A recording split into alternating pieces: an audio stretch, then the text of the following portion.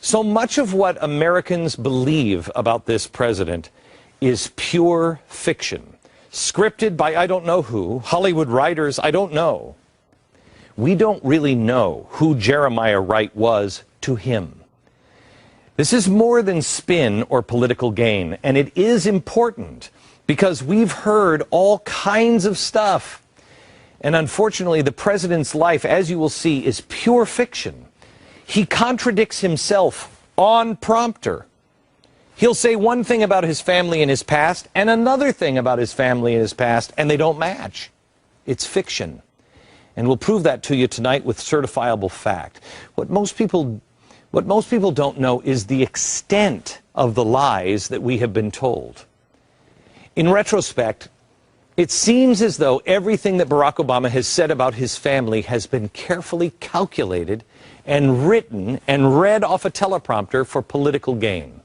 Because almost none of it, think of this, almost none of it is true. Even the way Barack Obama says his father, Barack Sr., arrived in America for school. What he says is false. Watch. So the Kennedys decided we're going to do an airlift. We're going to go out to Africa. And we're going to start bringing young Africans over to this country and give them scholarships to study so that they can learn what a wonderful country America is. And this young man named Barack Obama got one of those tickets and came over to this country. Okay, not true. John F. Kennedy wasn't even the president when Barack Sr. arrived in Honolulu to enroll at the University of Hawaii in 1959. Obama Sr. was able to take advantage of a program provided by Jackie Robinson and Harry Belafonte, who doesn't really exactly see things the way John F. Kennedy sees things, or maybe you. But it was a fund for Africans. So why would he say the Kennedys did it? Because the timeline is wrong. Now, we can assume that, well, he just got it wrong that one time. Or was it for political gain of some reason? Or does he even know the truth anymore? Again, one little small fact and you're like, okay, whatever. But he throws JFK into the story.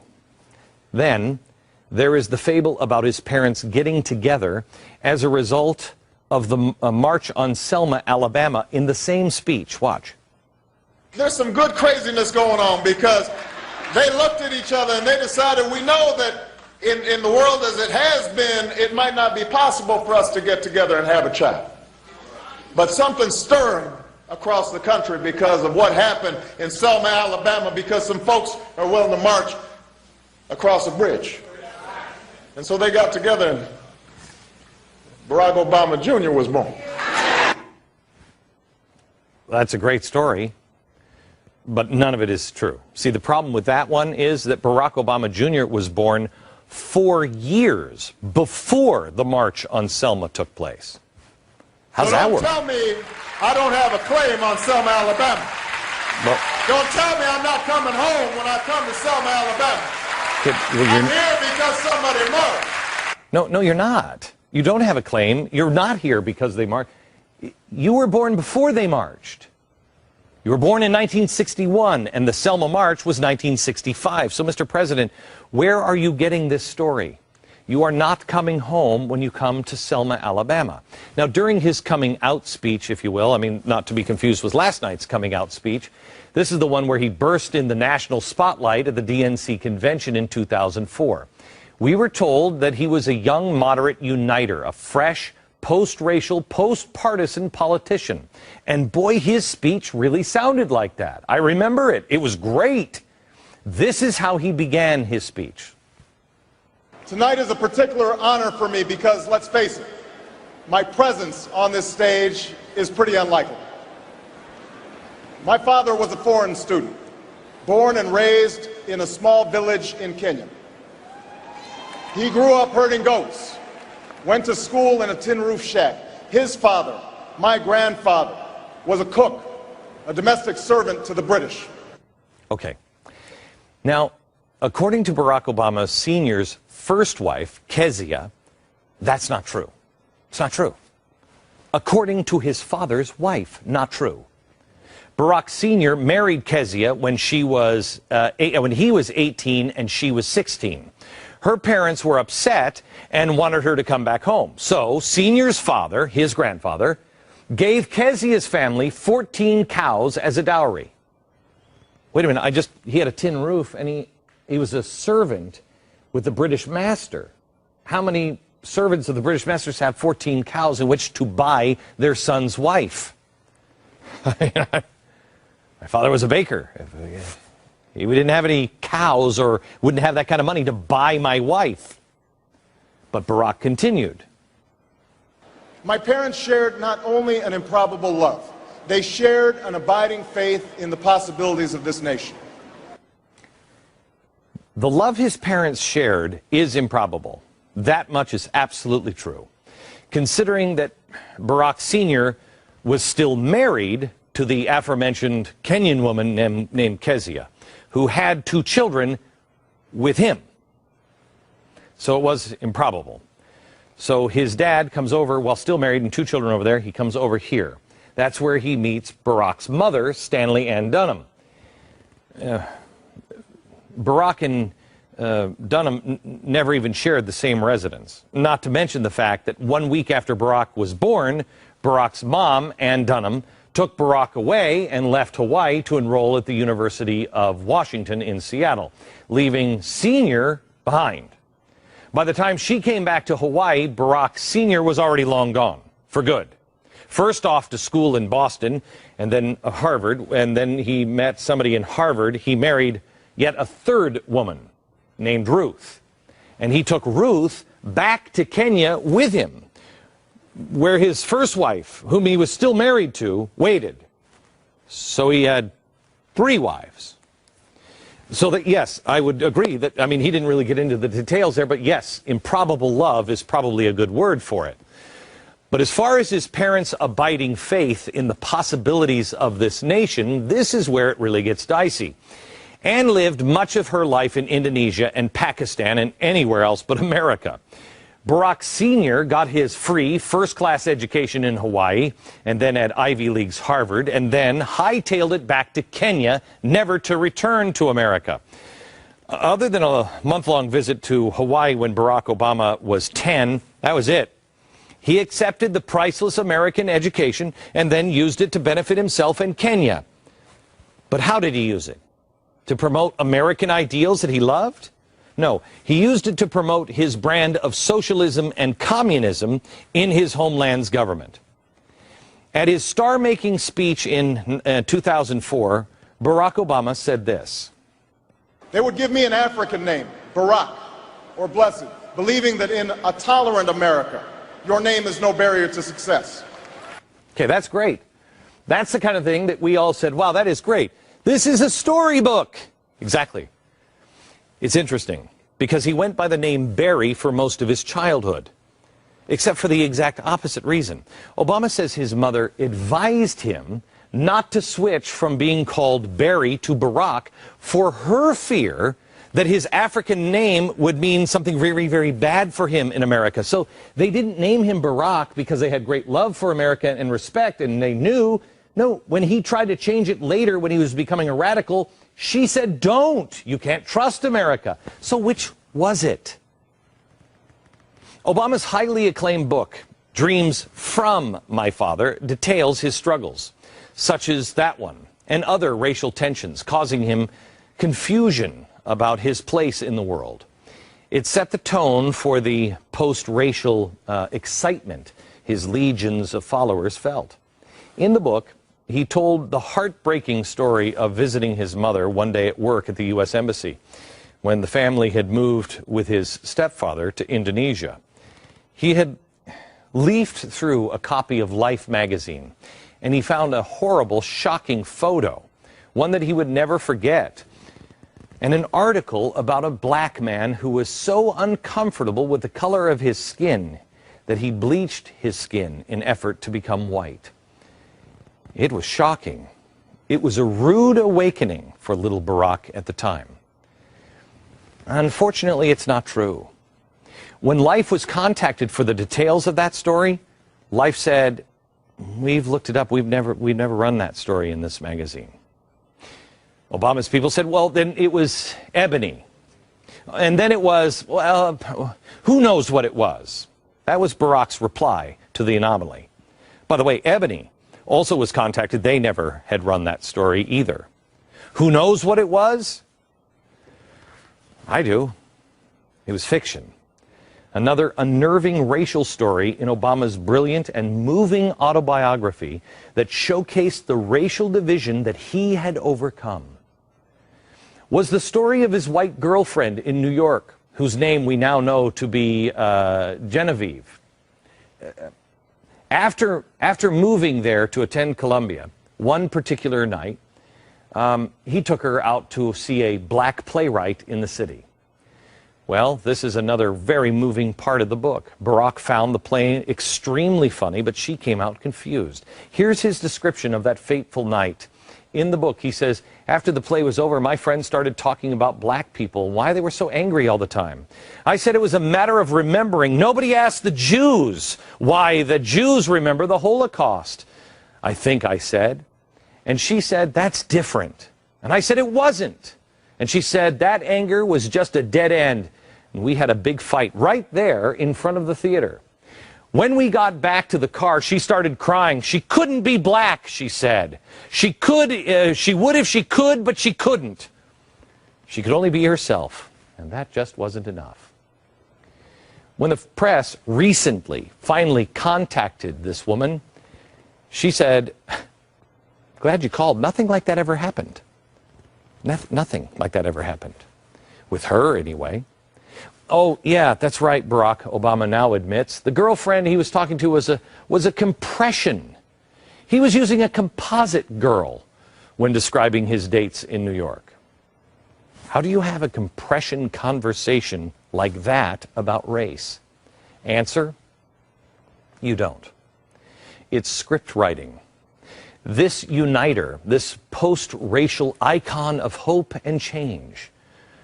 Oh, he did stir the racial stew, though, to the point to where even he threw his beloved grandmother, who raised him when his mom left him, he threw her under the racial bus. Look at this and watch his eyes. He's talking about Jeremiah Wright here, defending Jeremiah Wright, but watch, he's reading the teleprompter in something so personal about his grandmother.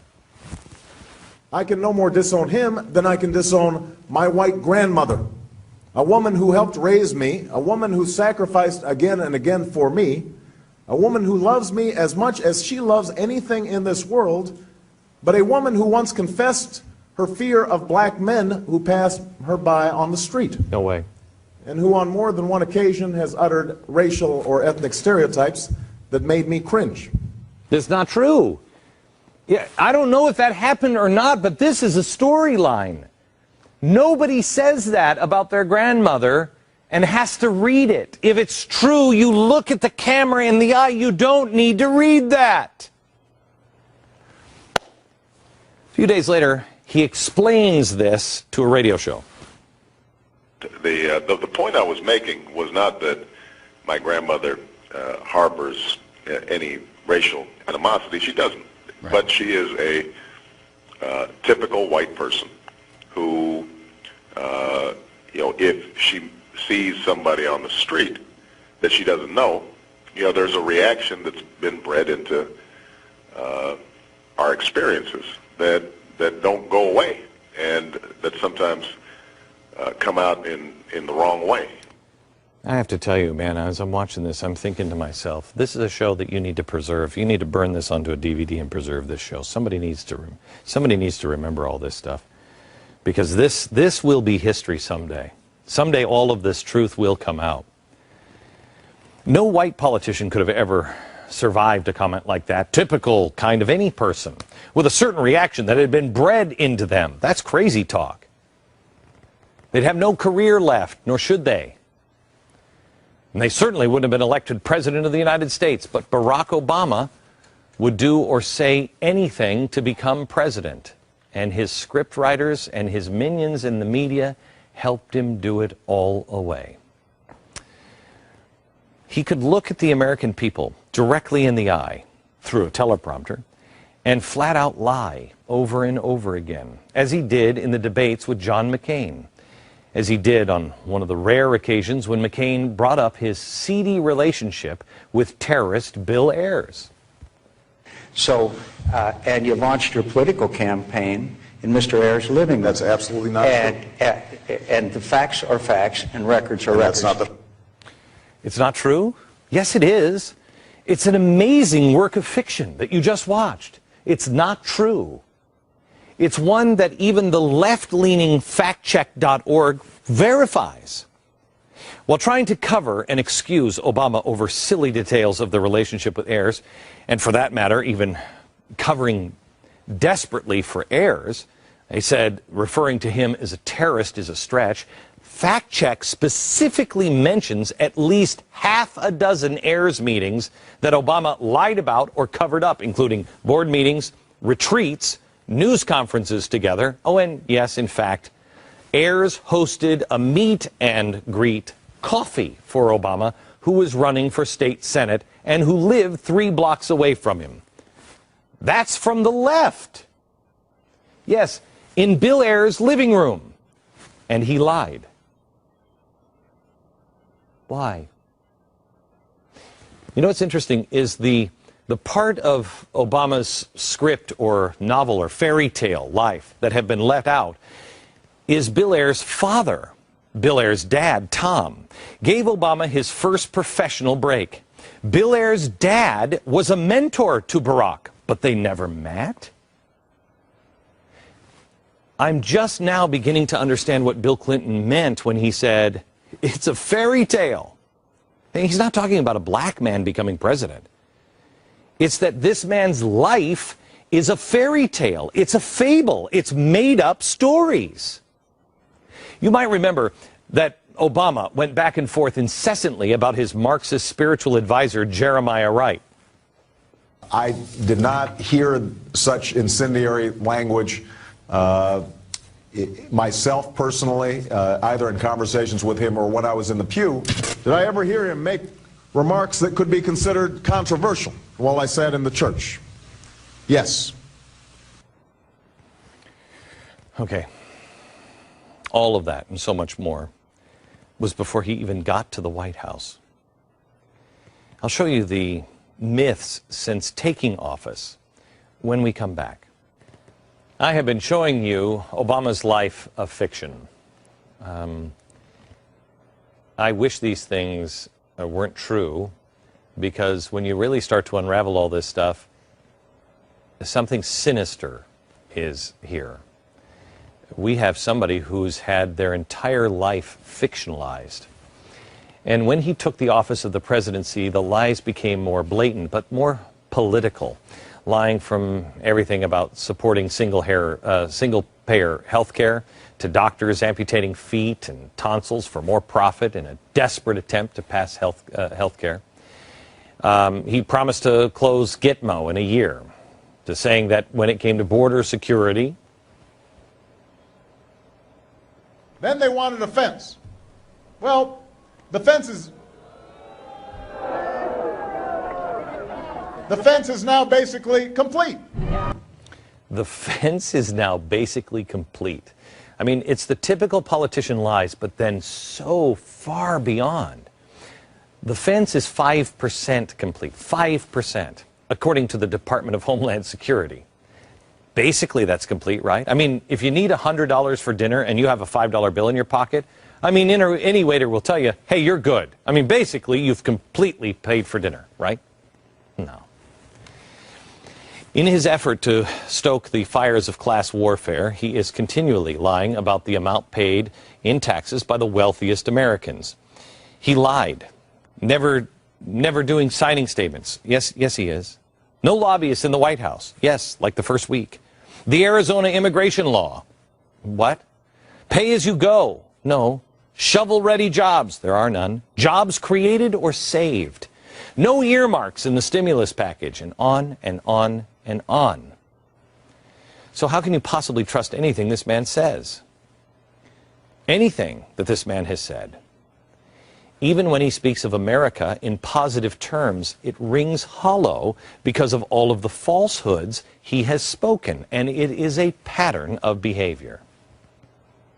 It is the light of opportunity that led my father across an ocean. It's the founding ideals that the flag draped over my father's coffin stand for. It's the flag, the ideals of that flag draped over my father's coffin. Really? Let me see if I have this right. Your father, who's buried outside Nairobi in Kenya, had a flag, the American flag, draped over his coffin? Why? I mean, that's weird. When he spoke so glowingly at the '04 convention of America's founding document, it sounded real. Our pride is based on a very simple premise, summed up in a declaration made over 200 years ago. We hold these truths to be self-evident, that all men are created equal, that they are endowed by their Creator with certain inalienable rights, that among these are life, liberty, and the pursuit of happiness. That is the true genius of America. Okay, two things. I've never heard him since President say endowed by our Creator, but I've also never heard him say that's the true genius. I wish we heard more of that and less of this. But I think it is an imperfect document, and I think it is a document that reflects some deep flaws in American culture, the colonial culture nascent at that time. It also reflected the fundamental flaw of this country that continues to this day. Okay, and then he said, of course, this. There was a tendency to lose track of the political and community organizing and activities on the ground that are able to put together the actual coalitions of power through which you bring about redistributive change. Okay. All of this from quite possibly the quintessential example of America's greatness, of the hope without fundamental change, of the opportunity available here because of our exceptionalism, as he said in '04 in that speech. They imagined me going to the best schools in the land, even though they weren't rich, because in a generous America, you don't have to be rich to achieve your potential. And that's what happened to him. Barack Hussein Obama, who wasn't wealthy, who has said 100 times he was the one with a funny name, the one who came from an interracial, broken family, who had no connections. Still, he attended, strangely, the most prestigious high school in Hawaii, then somehow went on to Occidental College in California. And not one, but two exclusive Ivy League schools, Columbia and Harvard Law. He then rose to political prominence in Illinois to such an extent that he then became the most powerful man on planet Earth. Now, as Joe Biden might say, that's a storybook, man. But no, Joe, that's not a storybook. If it were true, that's America. That can happen here. But what's the problem? Why does he constantly whine and complain about America, as he does here? You've got to make pretty tough choices when you are first starting out. You might have to put off buying a house. It might mean that you can't, go after that great idea for a startup that you have because you're still paying off loans. What are you? Maybe you've got to wait longer to start a family or save for retirement. And this is something Michelle and I know about firsthand. And we were lucky to land good jobs with a steady income. Okay. Now, let's see if I have this one right. It's tough out there because you getting out of college might have to wait to buy your own home. Yeah, you're going to have to wait before you become the CEO of ExxonMobil, too. That's life.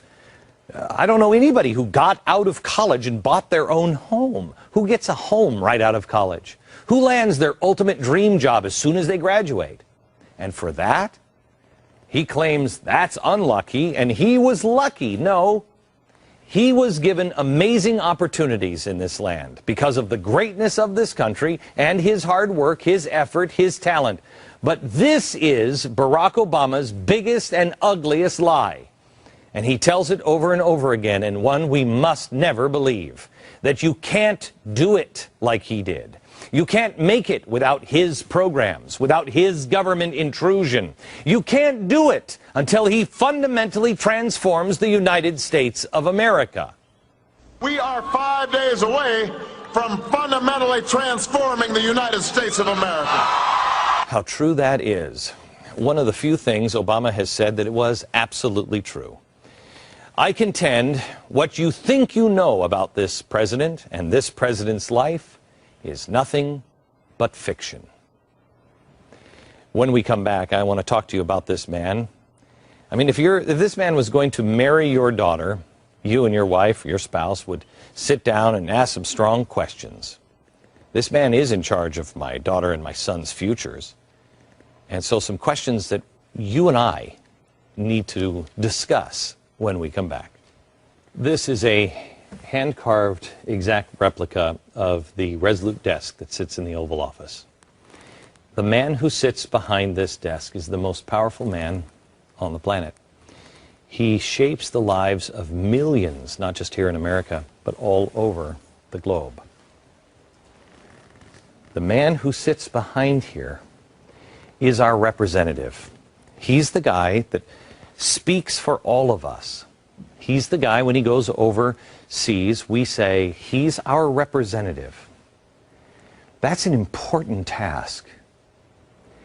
I contend Barack Obama does not, even Democrats, does not represent the average American.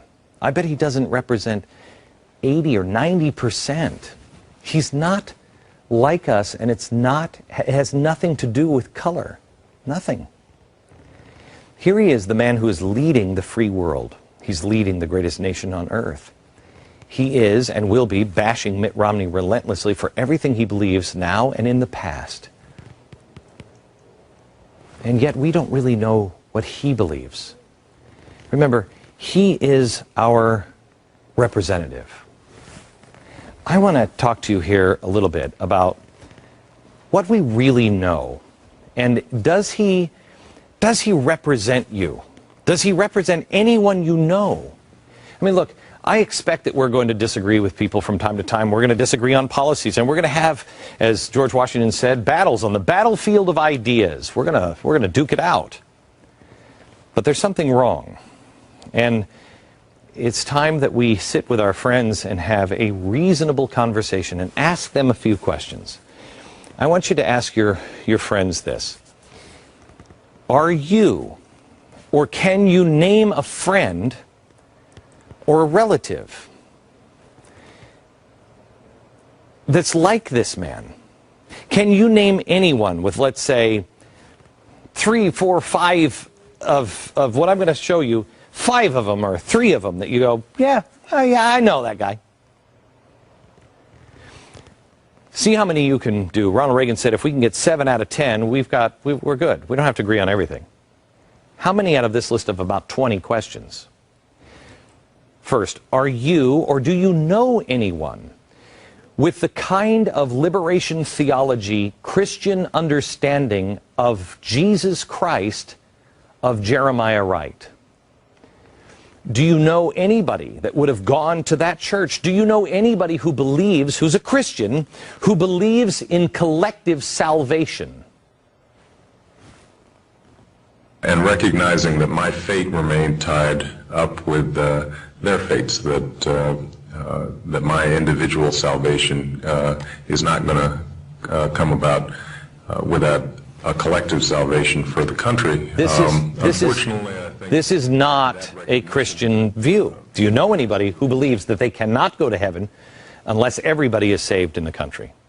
How about this? Do you know anyone who was raised and or mentored by communists?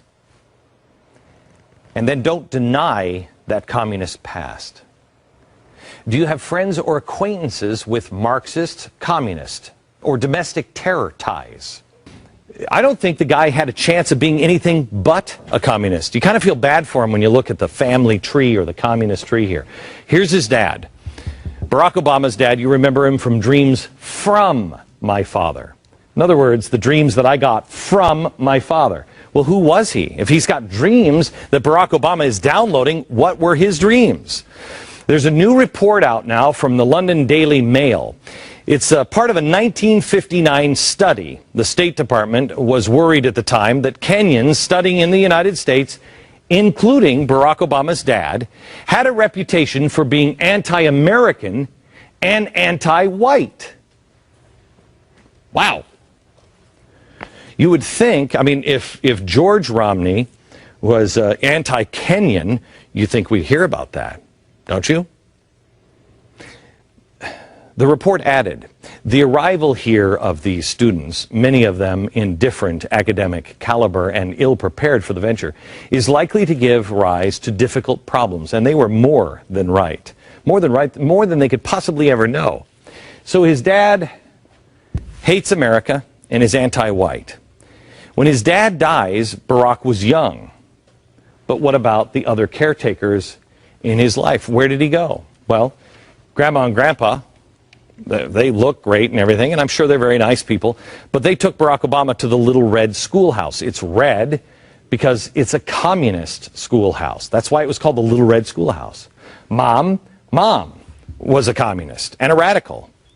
When she got her new husband, Lolo, Obama's stepfather, they moved to Jakarta. That's, I think, where he had dog. Apparently, Lolo wasn't radical enough, so Mom takes little Barack away because he's not communist enough, and moves Barack back to Hawaii with the grandparents, where the grandfather decides, I got to find him a mentor, Frank Marshall Davis. Frank Marshall Davis just happens to be a communist. I mean, what are the odds? Again, don't you feel a little uncomfortable? I mean, I feel bad for him, actually, because he didn't have a chance. When he goes back to college, who does he hang out with? Let Barack Obama say it for himself. Here he is. To avoid being mistaken for such a sellout, I chose my friends carefully. The more politically active black students, the foreign students, the Chicanos, the Marxist professors and structural feminists and punk rock performance poets. Okay. So the apple's not falling far from the tree. Of course, the tree doesn't have apples because they lived in a food desert. But anyway. As an adult, he finds Jesus. Okay, that's great. But who's he find it from? A guy who says Jesus is a black man and hates white man. And he also hates the Jews. Jesus does. He's a radical, Marxist, anti-Semite, Reverend Jeremiah Wright. He defends him all the way, and when he can't take the heat anymore, and they finally say, just throw the guy under the bus, where does he turn for his spiritual advice? Another guy, Jim Wallace, another Marxist, a spiritual Marxist. Really? He meets in Chicago, but it's definitely not friends, with radical underground, Weather Underground member Bill Ayers, another Marxist, communist, radical revolutionary. Then he teaches school about this guy. He teaches in college Saul Alinsky, another radical communist that this guy understands, this guy understands, this guy understood, this guy understood. Really? When he goes to Congress, he is the farthest left out of everyone there. Even the self-described socialist Bernie Sanders, who I have respect for because at least he says what he is. He's farther left than the socialist. And then he goes on, as president, to appoint Van Jones, a communist. Well, he was. I haven't heard about his turning point. Valerie Jarrett, this is his best friend, Valerie Jarrett. Guess who her father was? Her father-in-law just happened to be a Chicago reporter, a communist, and a buddy of Frank Marshall Davis, the communist that Barack hung out with.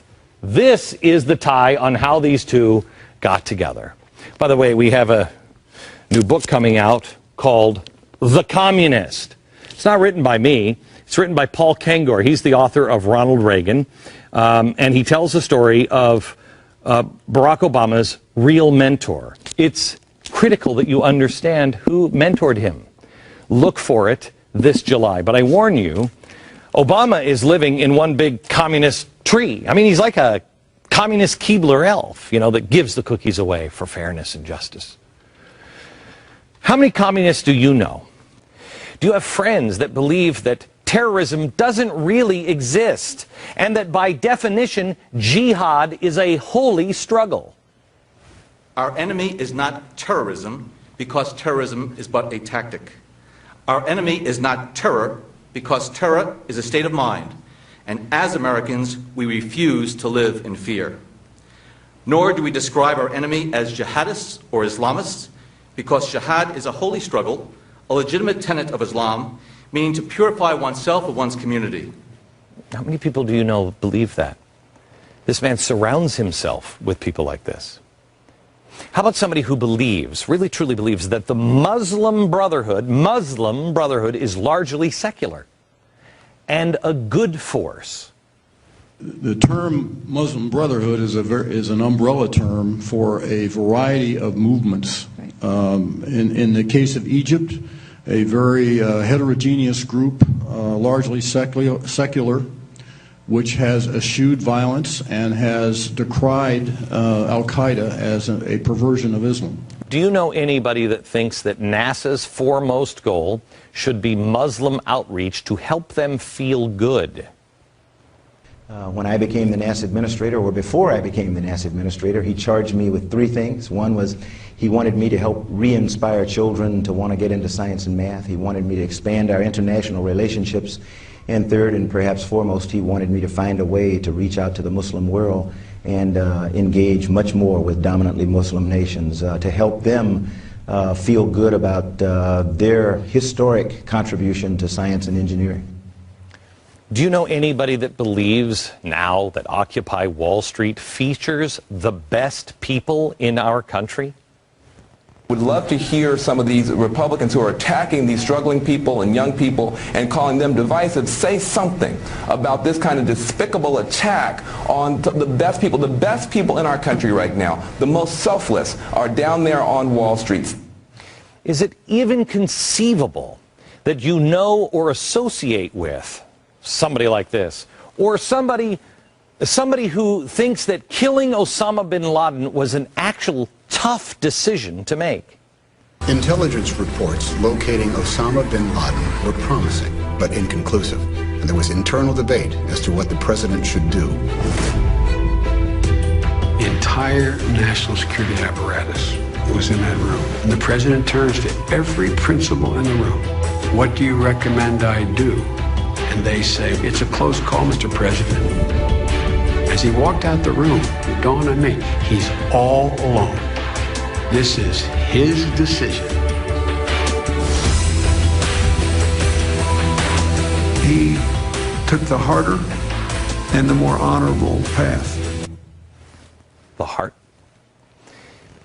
At the same time he had a hard time making this decision, do you know anybody who would make that decision and then insist that you have a blame someone else memo ready just in case it went poorly? Who in your circle believes that Israel is the biggest obstacle to peace and prosperity in the world? And it's not just Israel, it's Israel and the United States. Do you know anyone who believes the United States Constitution needs to be a photo negative for it to be workable for today? Generally, the Constitution is a charter of negative liberties. It says what the states can't do to you, says what the federal government can't do to you, but it doesn't say what the federal government or the state government must do on your behalf. Would you or anyone you know take a gift given to us by England after 9/11, and then when you get into office, take that bust and say, you got to take this back to you? And when the Prime Minister said, no, that was a gift, you can put it in a museum, you would have that boxed up and shipped back over to England, our closest ally. Do you know anybody that would do that? Do you know anyone who has a wife or a husband that was never really proud of their country until you were nominated or until something good happened in your life? And let me tell you something. For the first time in my adult lifetime, I'm really proud of my country. Wow. Do you know anyone who would actively defend and fight for the right to allow a baby to die in a closet without any treatment if that baby was born after a failed abortion? Anyone. Barack Obama did it. How many people do you know would give a shout out to somebody, hey, good to see you, right before announcing that 13 American soldiers were murdered by an Islamic extremist on our own soil. I hear that Dr. Joe Medicine Crow was around, and so I want to give a shout out to that Congressional Medal of Honor winner. Good to see you.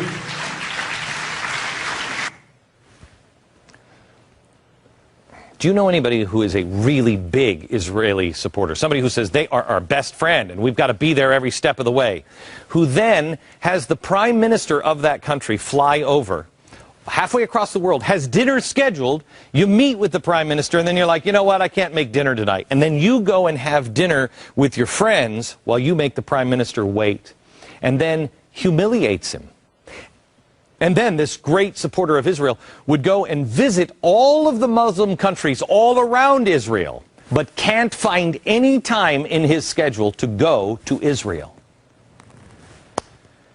Do you know anybody who says they're the biggest supporter of Israel, die hard, they're our best friends, a loyal supporter, but they believe they should go back to their indefensible 1967 borders as a starting point for negotiations?